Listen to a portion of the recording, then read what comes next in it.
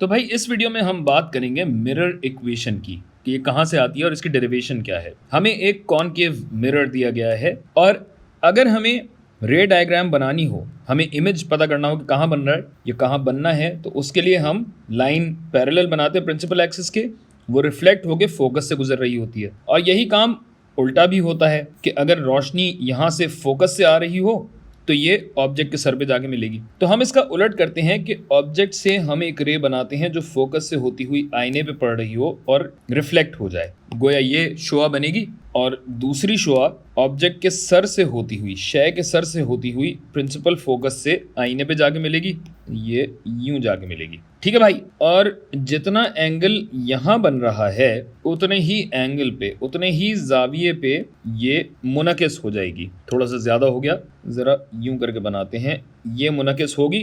तो जहां पे ये दो शुआएं मिल रही हों, यहां हमारा इमेज यानी अक्स बनेगा कुछ यहाँ। ठीक है भाई, इमेज को जाहिर है आई लिखेंगे। तो एक थीटा हमारे पास ये है और इतना ही थीटा हमारे पास यहाँ है। और अब जरा अगर हम गौर करें तो कुछ हमारे पास मुसल्लस बनते हुए यहाँ नजर आ रहे हैं। ठीक है भाई। तो ये जो इमेज है इसकी ऊंचाई होगी HI, और अगर इस शय की ऊंचाई को मैं HO कह दूं, तो अब ये देखिए कि अगर मैं इस राइट एंगल ट्राइंगल को देखूं तो इस राइट एंगल ट्राइंगल पे अगर मैं tan थीटा लगाऊं तो इस इमेज की या अक्स की ऊंचाई मैं किसी तरह पता कर सकता हूं। यानी अगर मैं tan थीटा कहूं तो यहाँ पे क्या होगा, मुकाबिल बटा मुत्तसिल साइड। मुकाबिल साइड तो HI है और मुत्तसिल साइड को मैं क्या कहूं भाई, मैं ये कह देता हूं कि जो आईने का मरकज है, इस मरकज से इस अक्स तक का फासला,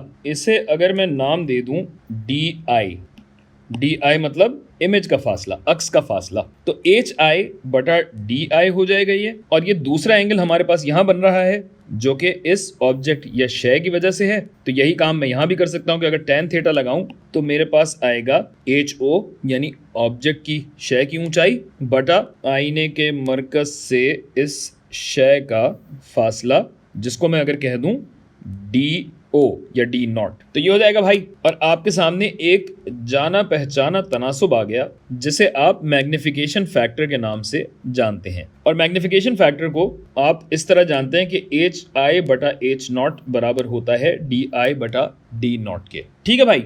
अब इसी तरह अगर मैं एक और जाविये, इस वाले जाविये की बात करूं और इसे मैं कह दूं फाई, तो ये भी फाई के बराबर है। और अब अगर tan फाई में लेके देखूं तो tan फाई में क्या हो जाएगा भाई, यही H0 बटा ये वाला फासला, यानी फोकस से लेके ऑब्जेक्ट तक का, शय तक का फासला, जो कि जाहिर है इस D0 में से निकल रहा है। तो ये tan फाई जो कि होगा मुकाबिल बटा मुत्तसिल ज़िला। तो मुकाबिल ज़िला तो हमारे पास है H0 बटा मुत्तसिल ज़िला, मैंने क्या बताया, ये पूरा D0 है और ये फासला F है। तो ये फासला कितना हो जाएगा भाई, ये हो जाएगा D0 माइनस F। और ये किसके बराबर है भाई, ये बराबर है इस मुसल्लस के।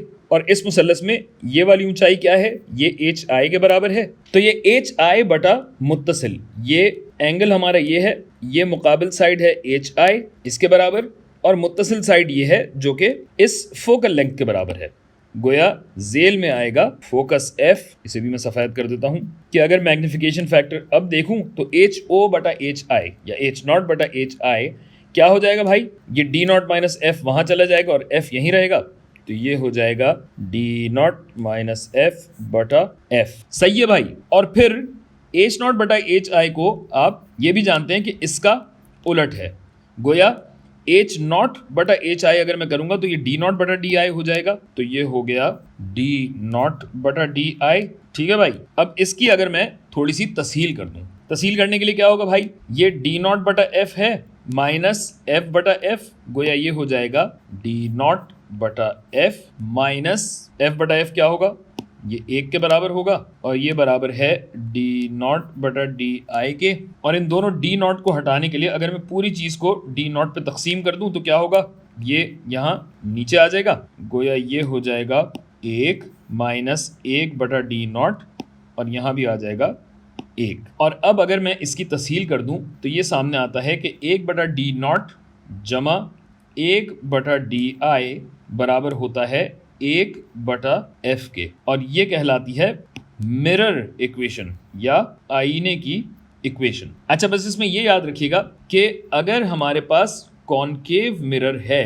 तो हम f को पॉजिटिव लेते हैं, और अगर कॉन्वेक्स है यानी इसका उलट है, यूं अगर होता आईना तो हम f को मनफी लेते। ऐसा क्यों भाई? क्योंकि आप देख सकते हैं कि इस साइड पे यानी कॉनकेव मिरर अगर है तो इसका फोकस भी मिरर के यहीं पाया जाएगा, शय भी यही है, अक्स भी यही है, सब चीजें यहाँ है, तो हमने इस समत को मुस्बत लिया हुआ है और यहाँ मनफी लिया हुआ है। अगर हमारा उल्टा आईना होता यानी कॉन्वेक्स होता तो हमारा फोकस इस तरफ बनता, और अगर फोकस इस तरफ है और ये मनफी साइड है तो जाहिर है कि कॉन्वेक्स के केस में हमारा फोकस मनफी आएगा। दूसरे आप ये भी देख सकते हैं कि यहाँ पे बाईं समत को अगर हम मुस्बत ले रहे हैं तो ऊपर नीचे को भी देखना होगा भाई।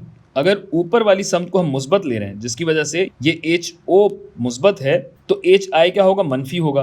गोया ये हमारा HI आईने की सूरत में, बिलखुसूस कॉनकेव मिरर की सूरत में मनफी होता है। और इस तरह हमारे पास आईने की इक्वेशन आ गई, और अब हम इस इक्वेशन को इस्तेमाल करते हुए कुछ सवाल करेंगे।